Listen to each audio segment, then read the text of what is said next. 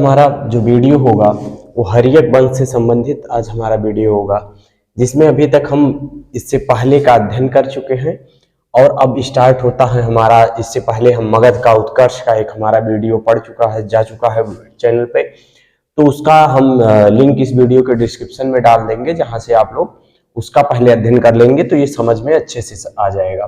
अब मगध के वंशों का जो क्रम है वहां से हम स्टार्ट करते हैं और एक एक वंश के क्रम का अध्ययन करेंगे, जिससे कि हमें अच्छे से ये समझ में आ जाए।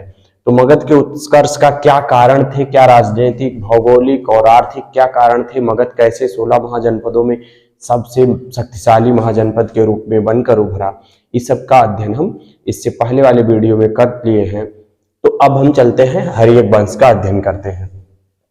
सबसे पहले देखें कि प्रश्न परीक्षा में कई बार ये पूछ लिया गया है कि जो मगध का वंशक्रम है उसको एक सीरियल से रखें, तो आपको बता दें उसमें क्या है। सबसे पहला वंश हमारा है हर्यक वंश, उसके बाद शिशुनाग वंश आता है, शिशुनाग वंश, और उसके बाद नंद वंश, फिर मौर्य वंश आता है। ये 4 वंश है, ये हर्यक वंश के क्रम हमारे जो आपके मगध के उत्कर्ष के जो मगध का है वंशों का क्रम है, तो वो 4 वंश हैं जो हर्यक वंश, शिशुनाग, नंद और मौर्य वंश। अब हम आज स्पेशली अध्ययन करेंगे हर्यक वंश, एक एक करके हमें अध्ययन करना है। तो हर्यक वंश का हम शुरू करते हैं। हर्यक वंश जो है इसको पितृहंता के वंश के नाम से ही भी जाना जाता है, क्योंकि हर्यक वंश के जो अधिकतर शासक हुए वो अपने पिता की हत्या कर कर गद्दी पर बैठे शासक बने, इसलिए इसको पितृहंता वंश के नाम से भी जाना जाता है। हर्यक वंश के संस्थापक की बात करें तो बिंबिसार ने 544 बीसी में हर्यक वंश की स्थापना किया और उन्होंने क्या किया, राजगृह जो था एक या राजगृह को राजगीर के नाम से भी जाना जाता है, एक नगर को बसाया जो कि पहाड़ियों से सुरक्षित, मतलब चारों तरफ से ऐसे कहें कि ये जो राजगीर था इसके पहाड़ियों से घिरा हुआ क्षेत्र था। पहाड़ियों से घिरा क्षेत्र होने के कारण ये क्या था, सुरक्षित था, इस पर बाहरी आक्रमण से इसकी बचाव मतलब सुरक्षा थी, जिसके कारण ये शक्तिशाली, इसको कोई दिक्कतें नहीं होती थी कि वहां पे बाहरी कोई आक्रमण की कोई डर नहीं होता था। तो इसने क्या किया, बिंबिसार ने राजधानी को राजगीर या राजगृह को बनाया। यहां से प्रश्न अधिकतर पूछे जाते हैं हर्यक वंश से कि जो बिंबिसार था, बिंबिसार के राज में एक वैद्य था जिसका नाम था जीवक, और जीवक का इसलिए अधिकतर प्रश्न पूछा जाता है यहां से क्योंकि जीवक जो है ये बुद्ध और जो अवंती के राजा प्रद्योत, ये दोनों के बीमारी के समय बिंबिसार ने जीवक को भेजा था उनकी सेवा में। बुद्ध को और जो अवंती के राजा प्रद्योत थे वो पांडु रोग से बीमार थे जब, तो उनकी सेवा में जीवक को भेजा। तो यहां से प्रश्न कई बार परीक्षाओं में बना हुआ है कि बिंबिसार ने किस राजवैद्य को महात्मा बुद्ध की सेवा में भेजा, या आपके जीवक जो है इसको अवंती के राजा प्रद्योत के सेवा में जब पांडु रोग से ग्रसित थे तो उस समय किस राजवैद्य को भेजा था, तो वो जीवक है। यहां से प्रश्न अधिकतर पूछे जाते हैं।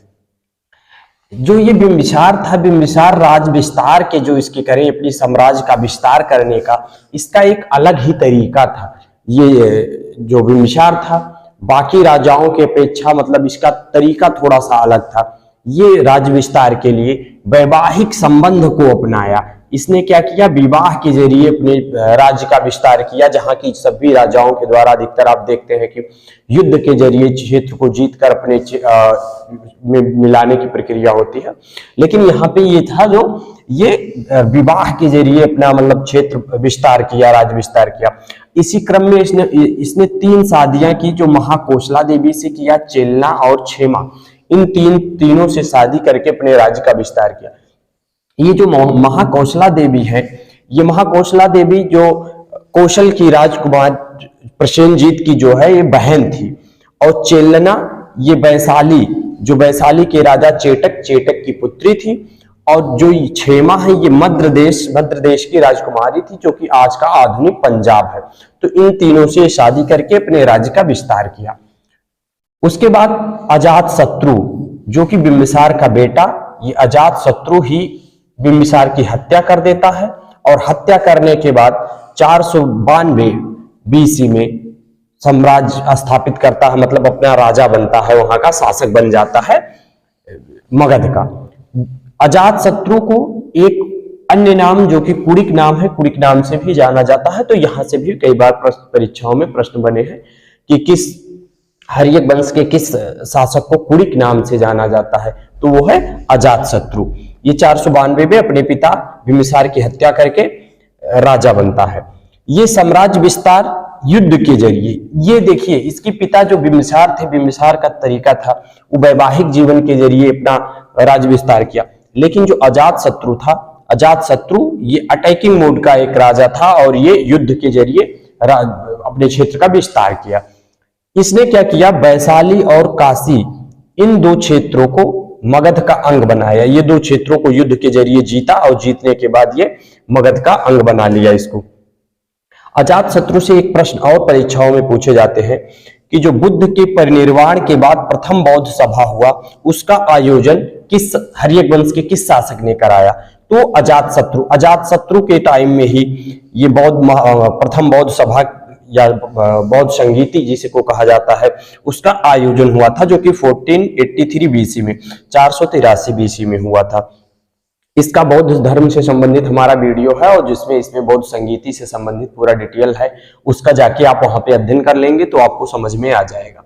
अब अजात शत्रु के बाद अजात शत्रु का बेटा होता है उदयन, या इसको उदायन नाम से भी जाना जाता है, कहीं कहीं उदायन भी लिखा मिलता है। तो ये उदायन क्या करता है, अजात शत्रु की हत्या। देखिए एरो ये हम लगा के रखे हुए हैं कि इसका मतलब ये होता है कि अजात शत्रु जो है वो बिम्बिसार की हत्या करके गद्दी अपनाया, फिर अजात शत्रु का बेटा उदायन या उदयन इसने अजात शत्रु की हत्या करके अपना गद्दी अपनाया, मतलब वहां का राजा बना। तो अब उदायन से क्या प्रश्न पूछे जाते हैं, ज्यादा प्रश्न आते नहीं है, लेकिन उदायन से एक प्रश्न ये बनता है कि इसने क्या किया, राजधानी को पाटलिपुत्र को राजधानी बनाया। उदायन ने अजातशत्रु की हत्या की और हत्या करने के बाद वहां का शासक बना और इसने क्या किया, एक नगर बसाया जो कि पाटलिपुत्रा। पाटलिपुत्रा गंगा, सोम और गंडक ये तीन नदियों से घिरा हुआ था तीनों तरफ से। ऐसे गंगा, गंडक और सोम तीन नदियों के संगम पे मतलब इसको बसाया पाटलिपुत्रा को, और उसके बाद इसी को राजधानी बनाया।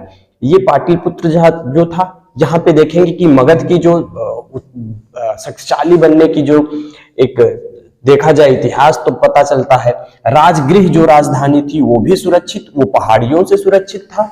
और जो पाटलिपुत्र को उदायन ने बनाया तो पाटलिपुत्र भी क्या था, ये नदियों से सुरक्षित था, घिरा हुआ था। समझिए कि वहां पर किसी बाहरी का आक्रमण करना इतना आसान नहीं होता, और जबकि ये खुद दूसरे पर आक्रमण करते थे।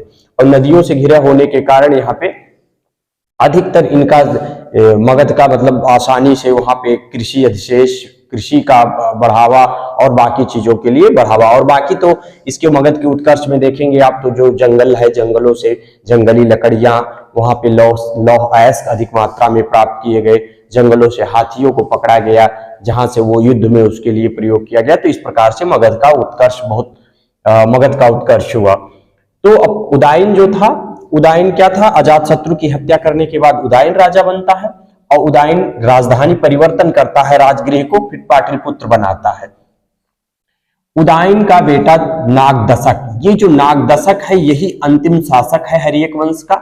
यहां से ज्यादा प्रश्न नहीं, बस इतना प्रश्न बन सकता है कि हर्यक वंश के अंतिम शासक कौन था, हर्यक वंश का अंतिम शासक कौन था, तो था नागदशक। नागदशक का जो सेनापति था वो शिशुनाग था।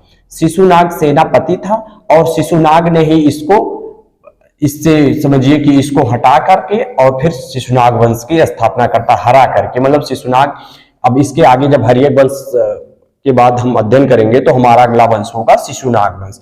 तो शिशुनाग वंश का संस्थापक शिशुनाग होता है। शिशुनाग जो नागदशक का सेनापति रहता है वही इसको हराने के बाद शिशुनाग वंश का स्थापना करता है।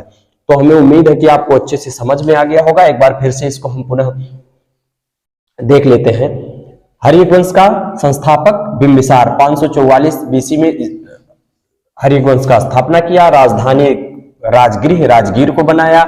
इसके दरबार में एक वैद्य रहता था जिसका नाम था जीवक। जीवक को भेजा बुद्ध अवंती के राजा प्रद्योत की सेवा में बीमारी के समय। राज विस्तार इसका विवाह के जरिए किया। इसी क्रम में 3 शादियां की। महाकोसला देवी, चेलना और क्षेमा से शादी की। उसके बाद इसी का बिंबिसार का पुत्र अजातशत्रु आता है। अजातशत्रु बिंबिसार की हत्या करने के बाद 492 बीसी में वहां का राजा बनता है। फिर ये साम्राज्य का विस्तार अपना युद्ध के जरिए करता है, जिसके जरिए वैशाली और काशी को जीतकर मगध का अंग बनाता है। और अजातशत्रु के टाइम में ही बुद्ध के परिनिर्वाण के बाद प्रथम बौद्ध सभा का आयोजन होता है।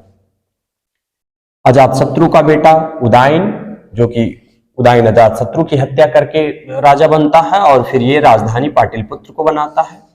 और उदयन का बेटा नागदशक, ये हर्यक वंश का अंतिम शासक। और नागदशक को हराने के बाद शिशुनाग आता है और शिशुनाग वंश की स्थापना करता है। तो इसके बाद अब अगला हम अध्ययन करेंगे शिशुनाग वंश का। इसको इसलिए बता देते हैं कि आपको पता रहे कि अब हर्यक वंश के बाद हमें किस वंश का अध्ययन करना है।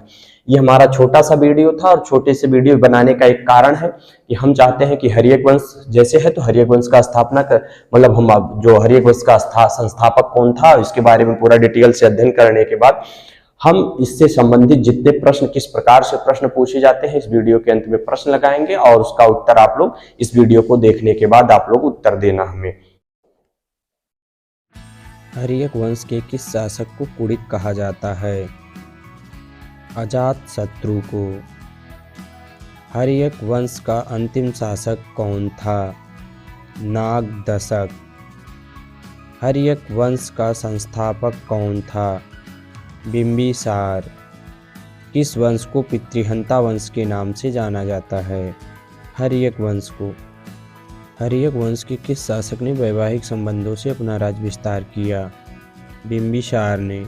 बिंबिसार ने बुद्ध तथा अवंती के राजा प्रद्योत की बीमारी के समय किस राजवैद्य को भेजा था?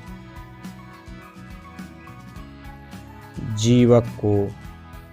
हर्यक वंश के किस शासक ने वैशाली और काशी को जीतकर मगध का अंग बनाया? अजातशत्रु ने। हर्यक वंश के किस शासक ने पाटलिपुत्र को राजधानी बनाया? उदयन ने।